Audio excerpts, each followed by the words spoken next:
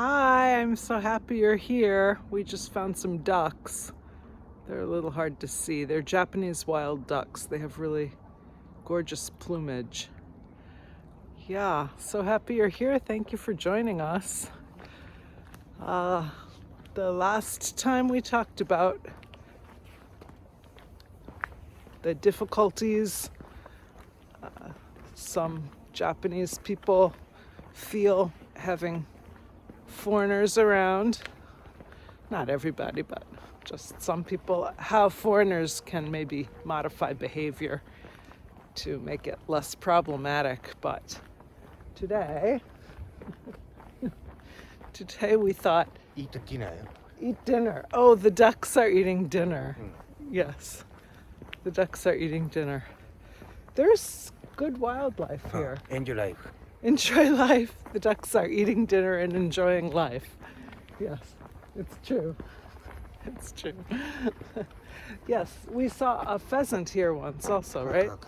Oh, a car? Car's coming. I have to be careful of a car. We saw a pheasant here once. So there's a small irrigation pond we just passed where the ducks were, and here you can see this is terraced rice paddies with the bamboo forest right along the edge, and we saw the pheasant came out of the forest right around here. I think pheasants usually like grassland. When I lived in Aichi about 30 years ago, I had to take one of the last diesel trains in Japan to and from work every day, and we went through sort of a wetlands with tall grass, and there were a lot of pheasants you could see from the train every day. It was pretty incredible. My grandfather used to hunt pheasants, or so the story goes, and ducks in the Midwest, but I've never seen wild pheasants in the States. I don't know if I'm just looking in the wrong places or not looking at all.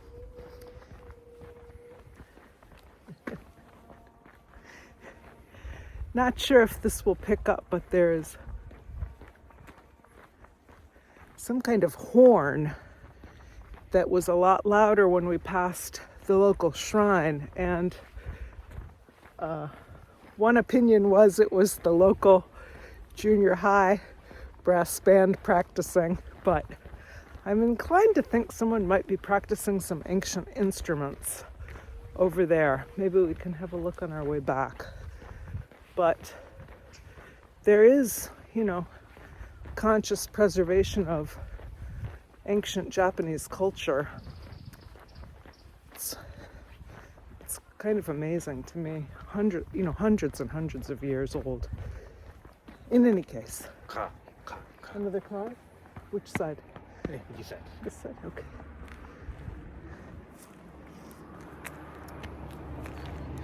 Today I thought it might be interesting to talk about what foreigners can do to endear themselves to Japanese people.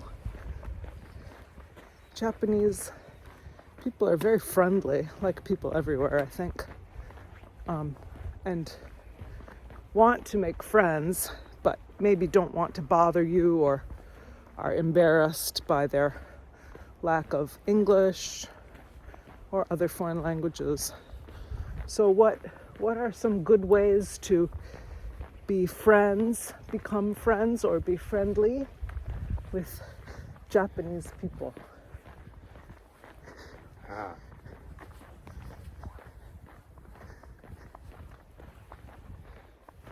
Difficult. It's difficult? Is it difficult? I thought you would say food. Because, usually your answer is food. It doesn't matter what the question is.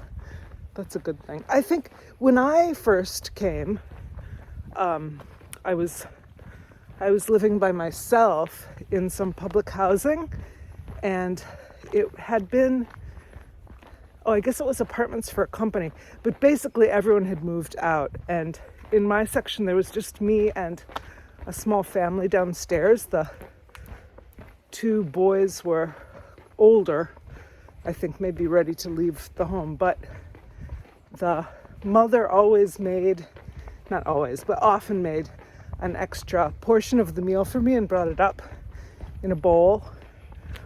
That was very kind. And, I would make muffins and that sort of thing. And, when I was growing up in Chicago, people would come over to borrow a cup of sugar, or my mom would send me over to borrow something, a cup of flour, that kind of thing. I think that's still a thing here. But I don't know, I feel like it's not so much in the States. Maybe it just depends on where you live. But yeah, exchanging food is good, right? Yeah.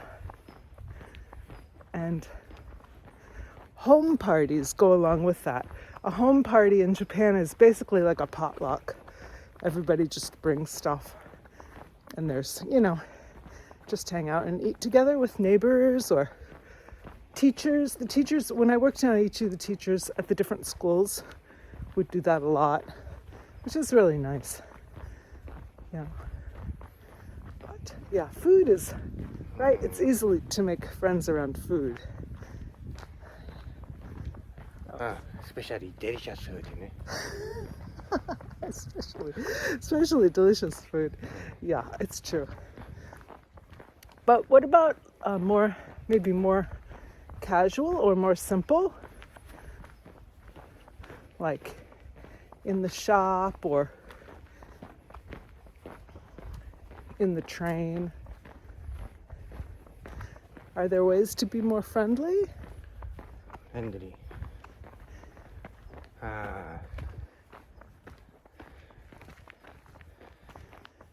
Speak Japanese? Speak Japanese. That's always nice. People really appreciate it when you speak even a little Japanese. They're always like, oh, your Japanese is so good. Yeah. And then I think it creates an opening for other people to speak English if their English is not good, or if they think their English is not good, and it actually is pretty good. It's often easier then, if they've established that you don't have any Japanese, but you're trying, and, right? Then they, are happy to speak English. It's so, because sometimes if people speak English, it looks like they're showing off. They're, so actually, Japanese people is shy. Shy. It's true. It's really true. Yeah. Especially around, foreigners or anyone they don't know. Yeah. But, shy but very friendly. So if you're in the same place for a long time, not a long time, but a few weeks even, and you frequent the same place, coffee shop or something like that, and you see the same people, not only the people who work there, but the customers, if you start to say hello and stuff, then they'll start to say hello back. Open the heart. Open the heart. It's true. It's true. Yeah, it's very nice. So there's that kind of, it's subtle, but there's a lot of routine here. So, it'll be the same people in the same place. If you commute on the same train every day, you'll see people have their seats. It's not reserved or anything, but they, if you get on the same train car every day, you'll see the same people in the same spots. It's pretty funny. Yeah. So people like routine, and you'll see the same people around the same time at the same coffee shop, that kind of thing. And if you start to say hi, make eye contact, just real subtle like that, people will start to know you and say hi. It's quite nice. Yeah. If you come to Japan, maybe we help. help you. Japanese people? If come to Japan. If you come to Japan, you're gonna help people? Yeah, no, we. Oh, we? You will help people? That's Not, awfully nice of you. not only me. Not only you. It's, honestly speaking, yeah, it's shocking how few people will come and visit you in Japan if you live here. I've lived here for 30 years, and I think each of my parents came twice, maybe. My brother never came. My cousins, aunts, uncles never came. No one ever came, which is fine. People are busy, you know. I'm busy too. Someone that I used to work with came twice from Canada. And that's all, I think. That's it in 30 years. So, yeah, it's true what they say, you know, if you watch the videos from expats or people who are like slow traveling or whatever, yeah, people they don't care. I think that's what it's always, they don't care. They really don't care. But it's okay, you know, they've got their life going on there. If I want to see somebody, I need to go back. Yeah, many times. Yeah, we did go back. We did go back a lot when the kids were little, because I thought that was important for the kids to have a sense of being American, and important for my family to see the kids. We went to visit my grandmother a lot, right? But even before we had kids, yeah, she got on with Yukimi very well. Yeah, I don't know what was going on there, but bowling, making pot roast. And she was of a generation where her husband worked for Boeing for a time, building the airplanes that came over and bombed this country.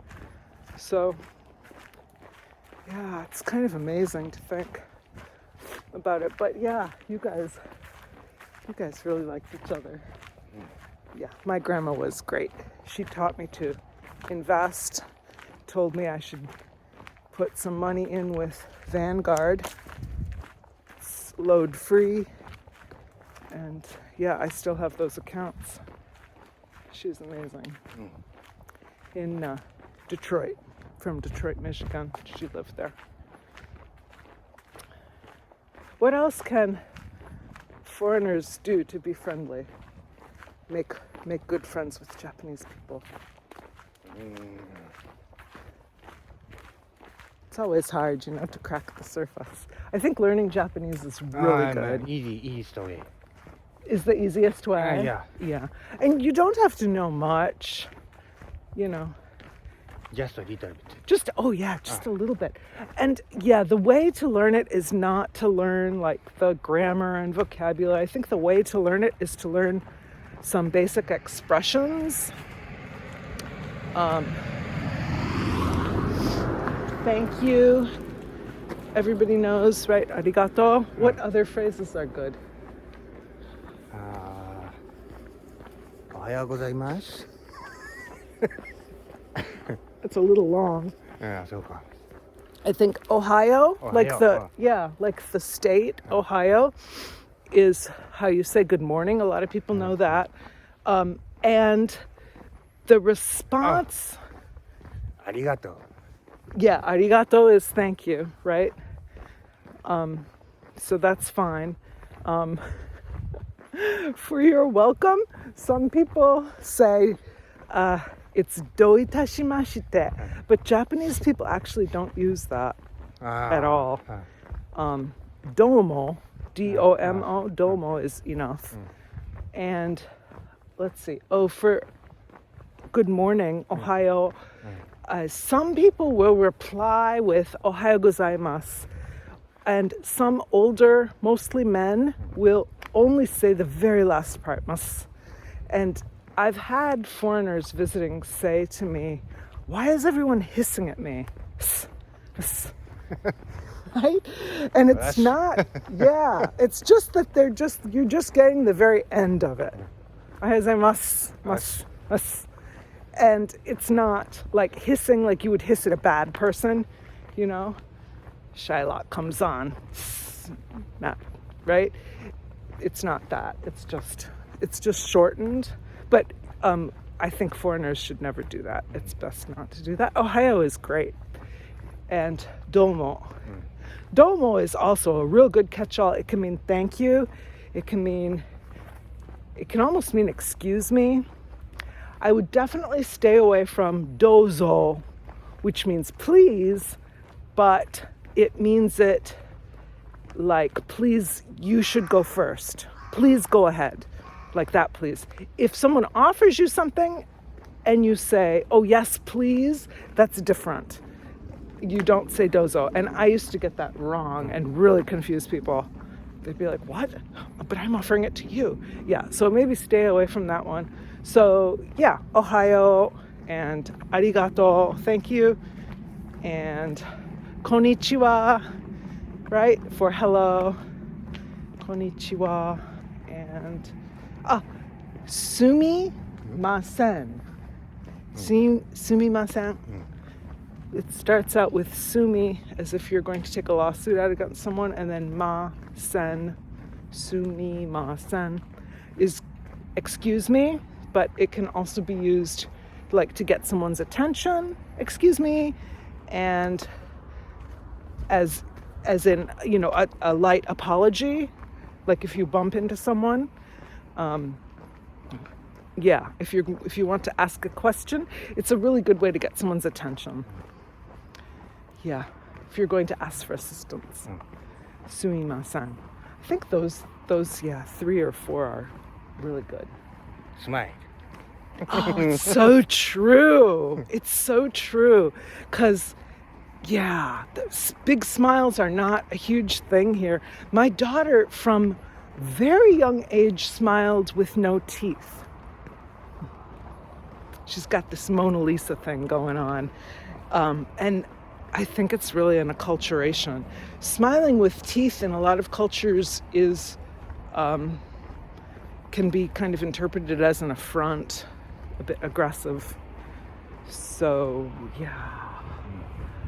for a long time I thought it was because people had bad teeth that they wouldn't smile with that, but it's not. It's just it's a cultural thing. And I think big warm smiles with eye contact is like, people are like, oh wow, why does this person like me? You know, it's very nice. Yeah, that's good. That's really good. Big smile. We have come to this large bridge in this valley. Highway. Yeah, big highway they built. Just one lane in each direction. Yeah, only one lane in each direction. I think you can just see it. But quite the engineering feat. Very high. It's quite high. And I think somebody told me that it's like one of the 5 least used highways in the entire country. So if you're looking for a place to drive, should we go this way? Or there's a very nice temple this way that's a bit famous, I think, actually. We'll just walk down this way. Oh, but you can see here they've planted fields with actually it's called rape flower in English. Kiroi hana. It's used for oil, I think, but here it's just Nano-hana. That's right. Nano. Nano, N-A-N-O, hana, H-A-N-A, hana is flower. Nano-hana. It's very beautiful yellow leaves, flowers, petals that bloom in May? I don't know. Okay, May or June. It's early summer, and not for a really long time, but people come and take pictures, lots of pictures here. It's very nice. I think it's just after cherry season, which is usually April. So cherry blossom season. April to May? April. April, I think April. And yeah, I think along here there are a lot of cherry trees. Yeah, these all look like cherry trees. You can see if you look closely, they're budding, but not flowering yet. So this temple has a bodhisattva, which is the feminine Kannon-sama is in Japanese. It's the bodhisattva, the feminine Buddhist image, not like a female Buddha, that's not correct, but just a feminine female deity. And they have tour buses actually that come here, so it must be something large. There's a little reflecting pool and stone memorial and a little temple nestled up behind this mountain or next to this mountain. Fish. Oh, were there fish in there? Fish. Oh yeah, they have some of the big Japanese koi fish. It's a little bit hard to see. Just a few. But they have some events here, I think in the spring. They have little, what is it, like a farmer's market? Ichiba ka nanka yatai attakke? Maybe food stalls. Yeah, I don't know what the event is. But it's, yeah, in good weather in Kyoto and other places you can find a lot of little events on the weekends, usually within, a 30 or 40 minute train ride from most places. No? Oh, Ginnan? No, Donguri ka na to ka. Donguri Yeah. Donguri da. He thought maybe they were, thank you though. No, season. It's the wrong season. But donguri mo akiじゃん. Nanda are? But I think there are no ginkgo trees here. Yawamushi.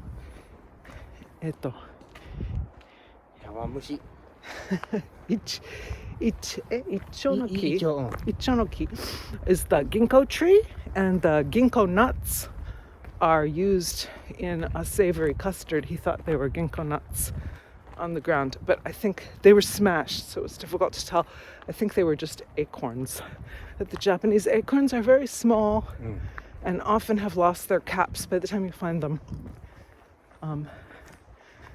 But they're people like them the same way we like acorns in America. Did I just call them donguri acorns? It's the same thing. So Already sunset. It is. The sun is going down, but we still have pretty good light. It's the end of winter, and Almost. oh yeah, not quite. But we've had the pollen is out. Some people are already experiencing hay fever, which to me is very strange because we actually in Kyoto we're about that latitude of Atlanta, and we don't get much snow. Although there is a lot of variation from the northern part of the city to the south, and we're south of the city. But we had a lot of snow 2 days last week, and that's probably all we'll have. That was the first and probably the last. And yet, people are saying there's hay fever pollen in the air. And I think, I thought I was catching a little cold, but I think someone else said it to me today, and I think it's actually correct. People will start wearing masks to prevent from inhaling too much pollen, and they think that will help their hay fever. Some people take medicine. Yes. And some people like me just carry pocket tissue everywhere. And Yeah, these are little pocket tissue, usually about 10 tissues in a packet, and they often give these out at train stations, and some are Free. on for free. Free. Yeah, they used to really give a lot out, and you could find them everywhere, and you had to actually refuse them because you'd end up with so many. But yeah, not so much now. But once you start using them, it's hard to stop. They're definitely not very good for the environment. But people also carry handkerchiefs in Japan, very common, or a small towel, but they would never wipe or blow their nose with them. They are to wipe your hands, right? After you go to the restroom, perhaps after you wash your hands, perhaps to wipe a bit of sweat in the summer. And I like to carry one because in Japan, you usually are not given a napkin in a restaurant. You are probably given a wet towel, oshibori,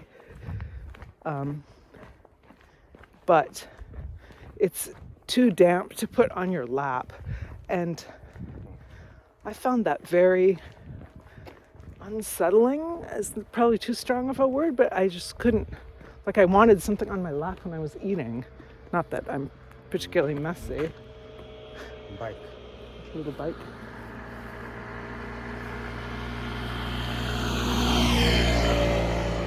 But the towels are perfect for that. And it's like the size of a washcloth. It's a very small hand towel, but they're often very nicely decorated.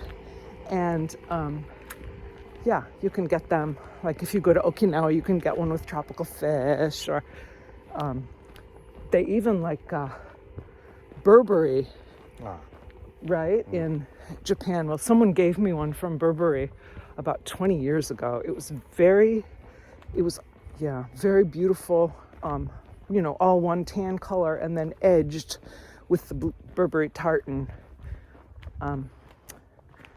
She left our workplace, and like as a parting gift, she gave one to, I think, all the women. And I had it. I think I still have it for about 20 years. I used it quite a bit, and it didn't wear out at all. It was very good quality. But they also make kind of nice souvenirs. So if you come and you buy a few, you can use them gently while you're here and then give them away or keep them when you get back to the States. Yeah, I even carry one in the States now. You always dry your hands with the blow dryers and then wipe them on your pants because they're still damp. At the public library where I grew up, there was a hand dryer and someone had graffiti etched into the instructions, which say, shake your hands and then rub them vigorously under the warm air. And then added number 3, wipe them on your pants, wipe them on your shirt. But yeah, the small towels are very nice for that. I was also thinking that, because of course we don't tip in Japan, but if you really felt you got like good service, you might feel that you might want to leave someone a little something. But depending on the situation, they might take it, but I think often they might run after you and try and return it, like thinking you had left it by mistake, and feel terrible if they couldn't find you, and probably keep it for 2 weeks, hoping they would come back. But something small from your home country, a small souvenir, what might be good? Like a refrigerator magnet or a bookmark. People still read physical books here quite a lot. Bookmark. Something like that might be nice that you could give them, just as a token. And they wouldn't feel any great need to return the gift. It would be small enough, that they could accept it. That might be nice. Sort of overture to friendship. Or just to thank someone, Yeah. Anyway, I think it's really one of the best things about going to other countries is meeting people and making friends, even if it's maybe not someone that you'll ever see again, but you never know. If you like it and you come back, you might find them again. And of course, everyone can be connected now through the internet. It's quite amazing.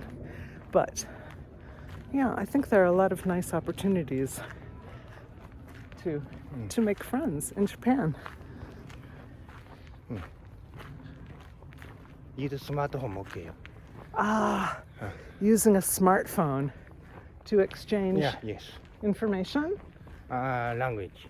Oh, for language, of course.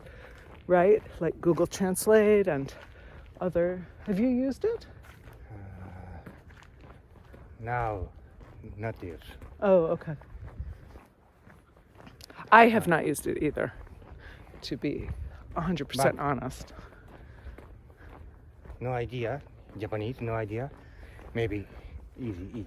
Yes, yeah. For starters, right? To Easy. begin, it might be good. Yeah, that's a good idea. Yes. Sometimes different. Change different. It's certainly not perfect yet. And I've found, in translating things, I've occasionally found pretty big mistakes. The word for warm, like hot, warm, and thick, like thick or thin, thick, are homonyms in Japanese.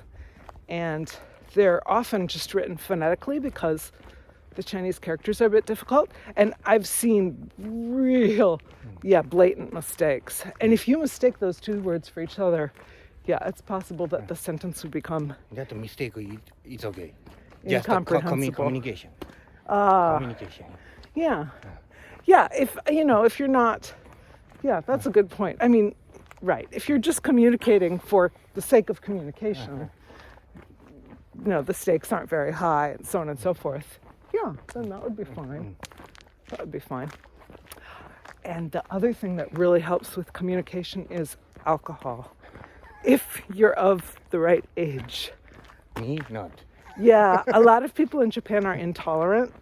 Pardon me. And like zero tolerance. But a lot of people in Japan drink.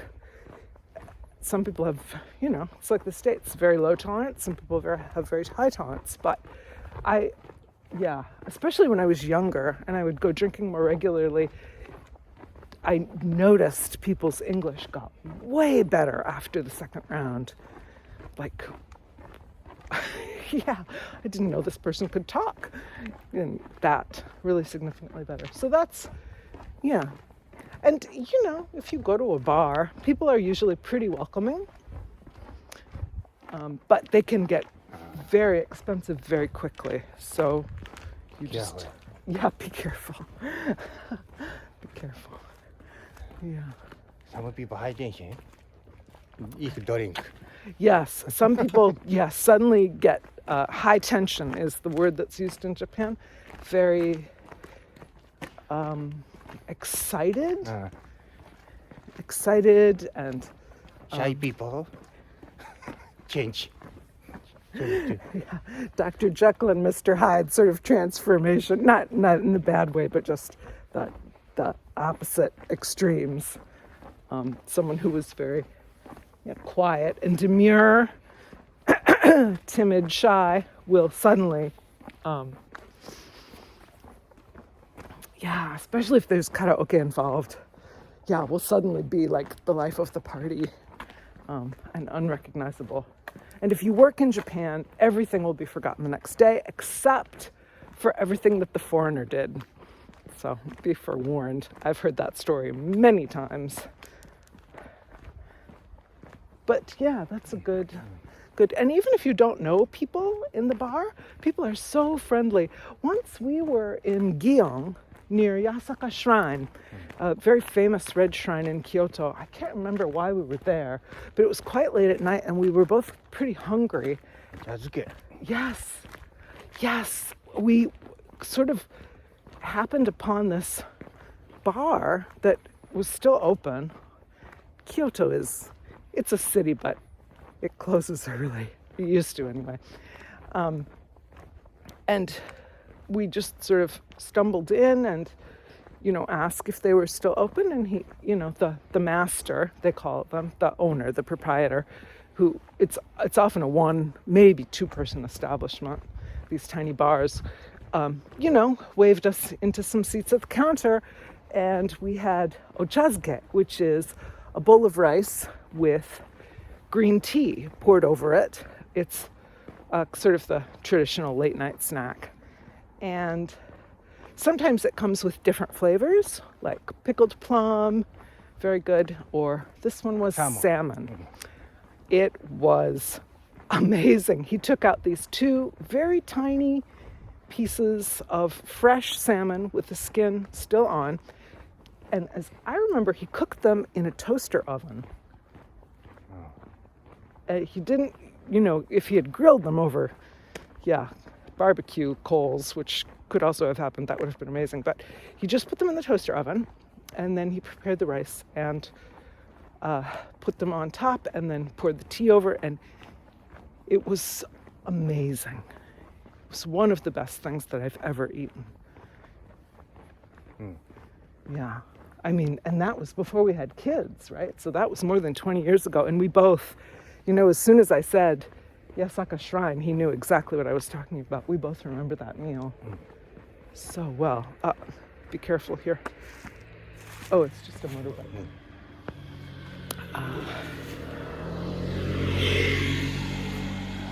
A lot of roads in Japan have very deep gutters, so you have to be careful of that. And then often if there is a rice field next to it, it will be lower because they have to be flooded in the spring. So you just have to be careful when you're walking. Yeah, as the bike came by, I remembered it. Another dish that I remember, we were visiting the carpenter in Fukui or Ishikawa? Kanazawa. In Kanazawa, which, if you don't know, it's called the Little Kyoto. It's on the other side on the west side of Japan, along the Japan seaside coast. In any case, we were taken to a very nice dinner by the boss of someone that we are young. He met through his work. We were very young. And it was, private dining room, everything presented in lacquer. It must have been 12 courses. The waitresses all had on really beautiful kimono. And there was this dish they brought out. It was the soup course. They brought out a clear broth. So it was a black lacquer deep bowl set in front of us, and then the lid was removed, or I guess we took it off ourselves probably. And inside it was black lacquer. So sometimes the inside of the bowl is red, but it was black. And you can hear the bird. And inside a perfect very large, taking up almost the whole bowl, square of tofu, very clearly visible in the clear, hot broth. And so I took my chopsticks to break the block of tofu to start to eat, and these gold flakes started swimming in the broth. Not filled it, but just suddenly, like the snow globes. Dear God. Oh, yes, of course, real gold. Yeah, that was at the end of the boom era. People had so much money they didn't know what to do with it. But you can still find gold garnish, but it's definitely not as common as it used to be. Yeah, that was quite an astounding meal, but I'll never forget that moment of something looking so simple and then, yeah, just the gold flecks. So beautiful. That play of light and darkness is a motif in Japanese culture. And there's a very wonderful, very short book called In Praise of Shadows by Tanizaki, Junichiro Tanizaki. And if you can get a hold of a copy, I would definitely recommend it. It's one of those books, sort of like the Two Cultures. Is that E.B. White? I hope I'm getting the name right. Very short, but very profound in its understanding of the culture, and so referred to again and again. And the English translation is quite good. So I would definitely recommend it. Yeah, especially if you're here for a short time. It's nonfiction. It's just a treatise on the culture of Japan. And I think it can give you a greater appreciation for a lot of things too. Have the ducks all gone? Sleeping time. Sleeping time for the ducks. On cue. Well done. So, yeah, thank you again for joining us. As always, Enjoy food, enjoy life. enjoy food, enjoy life. So happy you could join us. Please give us a like and feel free to subscribe. We hope to see you next time. Bye.